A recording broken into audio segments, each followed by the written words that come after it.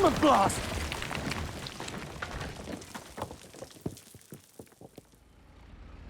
The Battlefield franchise started in 2002 with Battlefield 1942. Built on the Refractor engine of codename Eagle, it made a name for itself in the gaming scene by featuring large maps, filled with tanks, planes, and lots of infantry, all fighting over various objectives across locations from World War II. It was one of the first true large-scale war games. When Battlefield made the jump to the Frostbite engine in Bad Company 1, it introduced a feature that would soon become the new leading identity of the franchise: destruction. The move to Frostbite was the necessary evolution for Battlefield, forever changing its trajectory as a franchise. Destruction plays a large role in the gameplay of Battlefield 5. It is a tool for players to remove obstacles or cover, make new pathways, open sightlines, and more. Over the course of a match, the map drastically changes shape as buildings are brought down by dynamite or walls are cut through by tanks. In this video, my focus will be on three main topics: types of destruction, effects of destruction, and tools of destruction in Battlefield 5.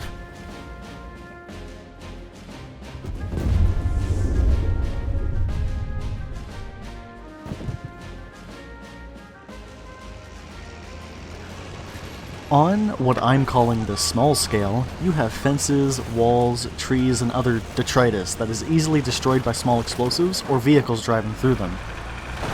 These can provide simple cover for players just running through the map or trying to attack objectives. Things like bushes and trees can be easily run over by tanks, causing them no slowdown. Many destructibles like this have always been a part of Battlefield, ensuring vehicles don't get snagged during movement, while also ensuring the maps aren't flat or devoid of detail. On a larger scale, buildings can have their walls, roofs, and supports blasted open, which can eventually lead to their collapse entirely. The majority of buildings in Battlefield 5 can be destroyed, with each having a sort of pattern to what gets destroyed first, what gets destroyed later, and what simply doesn't get destroyed, which, to be fair, is very little. Most of the destructible elements of Battlefield 5 are completely destructible, eventually leaving only debris in their place. Most regular houses can be torn down, but some have a core structure that remains. With how destructive things are in Battlefield, this is vital to keeping maps from becoming flat and empty by the end of each match, not unlike Galicia from Battlefield 1.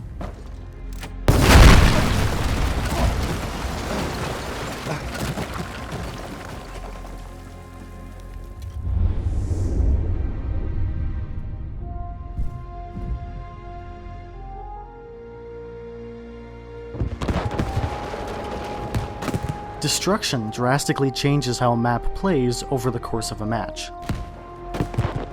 In modes like Breakthrough, attackers can destroy the buildings or cover that defenders hide behind as they assault the objectives, which forces the defenders to change their positions and find new cover.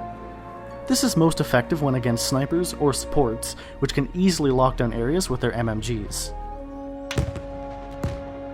Or, in maps such as Merida, it can open up areas with limited visibility. The town square quickly forms new paths and lines of sight as hectic fights take place.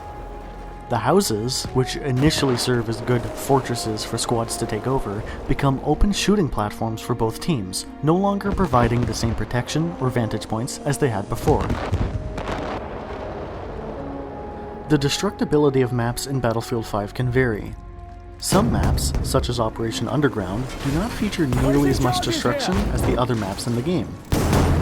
While the buildings on either side are as destructible as one might expect, the core of the map, being the metro, has very little to destroy, which is understandable as it's an enclosed metro with defined pathways, cover, and sightlines. Operation Underground does not offer the usual openness and freedom seen in most other Battlefield maps. All of this is to say that the map generally stays the same throughout a match, although there are some other dynamic elements, like the lower levels flooding, that shake things up. Examples of maps that do have lots of destruction, which also happen to be some of my favorite maps in the game, are Arras, Marita, and Narvik. Buildings may come down, but Battlefield 5 introduced another feature that changes the form of maps: fortifications. This system gave players the ability to rebuild destroyed cover or create new cover with sandbags, wooden boards, and even reinforced concrete. The fortification system can be used for simple cover around objectives or choke points, or even proper fortresses, hence the name. Alongside the usual mix of sandbags and wooden walls, some locations offer gun emplacements, like anti-tank or anti-air cannons, which can only be built by the support class. This is most common in modes like Outpost or Breakthrough, which have a bigger emphasis on attack and defense. Naturally, these player-made defenses can be completely destroyed. All of this gives Battlefield 5 a strong and enjoyable gameplay loop, where players fight not only for themselves, but to keep their defenses intact.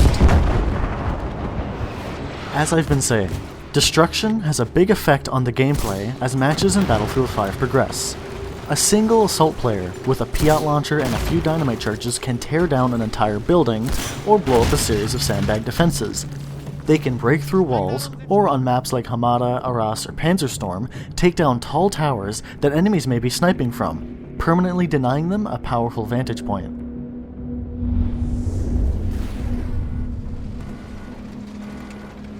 Every Battlefield game offers tools of destruction, even if the game itself offers little or no destruction.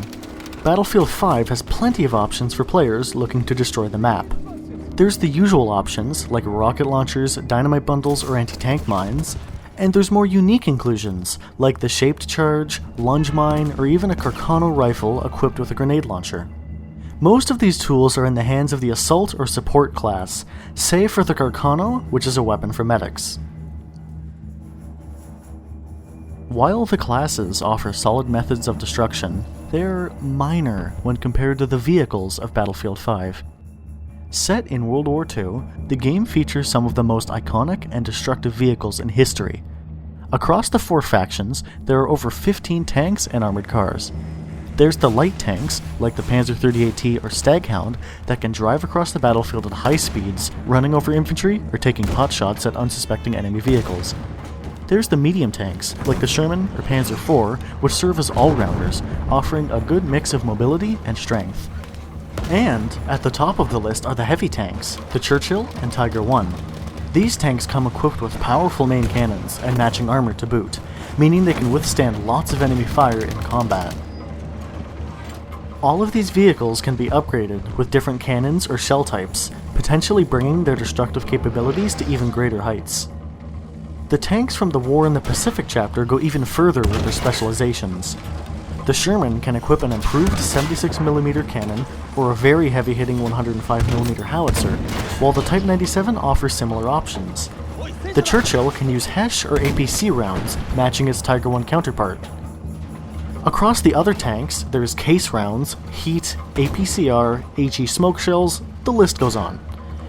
Players have plenty of options for their tanks as they progress through the specialization trees. One of my fondest memories of Battlefield 5 comes from the early days, during the Alpha specifically. The Alpha playtest took place on Narvik, the Norwegian coastal town with those beautifully colored houses. As shown in the multiplayer trailer, tanks were able to drive straight through the buildings. It was a common sight in the Alpha, and was a clear indicator of how strong they would be in the full game. It gave the tanks a unique choice of pathing in maps, knowing they could simply drive through a building that would otherwise be an obstacle for infantry or smaller vehicles. Or, alternatively, drive through a building that was providing cover and protection for said infantry and smaller vehicles.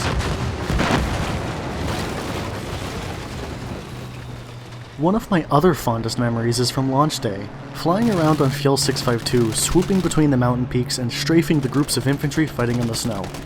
After trading fire with a few Spitfires, I eventually managed to bomb a Mosquito out of the sky with my Stuka. That made it into one of my launch day videos, and brings us to our second last tool of destruction, the airplanes. Planes in Battlefield 5 come with some interesting explosive armaments, like the 2 anti-tank Bordkanone cannons on the Stuka, or, in a similar vein, the 6-pounder gun in the nose of the Mosquito, which most players use to take down other aircraft rather than tanks or buildings. There's a wide variety of bombs, either explosive, guided, or incendiary, and they range from meager 50-pound bombs all the way up to 4,000-pound bombs.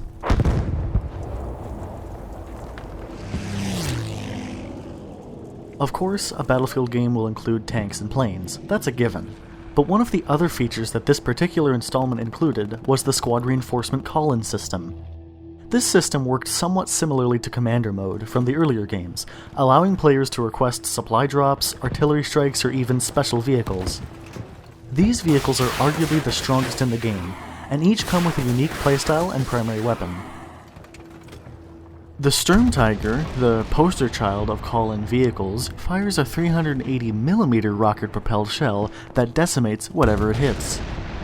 In reality, the Sturmtiger was designed as a siege weapon, intended to bring down buildings that defenders may be hiding in, and it fulfills that role perfectly in-game.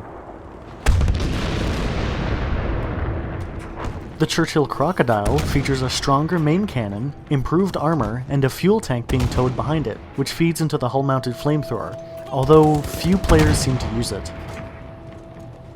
And in the Pacific, you have the Sherman Calliope, yes, it's pronounced Calliope, and Cheehaw rocket tank. Both of these tanks have rocket launchers mounted to their turrets, which can send streams of rockets across entire maps, which destroy any building or enemy that they hit.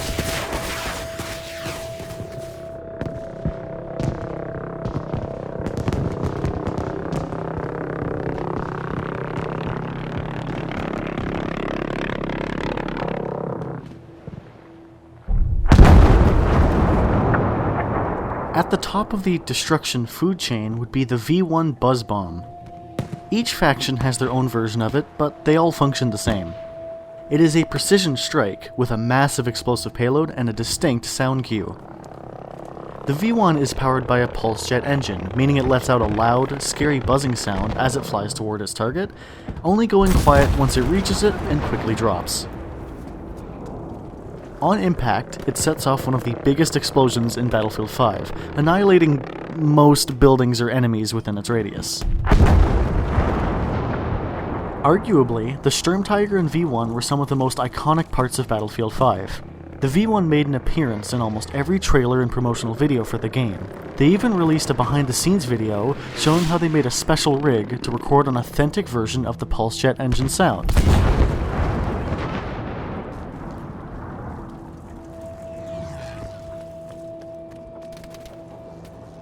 In conclusion, destruction has, for a long time, been at the core of the Battlefield franchise, and Battlefield 5 truly excels at it, with almost every building, brick wall, fence, or tree being destructible. The destruction in this game may be exceeded only by its predecessor, Battlefield 1, but even that is arguable. I'd say that Battlefield 5 enhanced and refined it in many ways. It's more consistent and more significant on just about every map. Players have a vast array of options for destruction to turn the tide of battle in their favor. These options range from dynamite, to tanks and planes, to the Sturmtiger or the V1 Buzz Bomb. Players also have options to reshape the map with fortifications, rebuilding what has been destroyed and ensuring that they have cover in combat. Battlefield 5 is a fun Battlefield game, both maintaining and enhancing core ideals of the franchise, while also adding fun new mechanics and features that give it a strong gameplay loop. While I made this video to showcase the strong destruction system that Battlefield 5 offers, I also made it in the hopes of seeing the next Battlefield game match or exceed it in that regard. From what we've seen so far, through leaks or officially released footage, it seems that the next game is shaping up to do just that.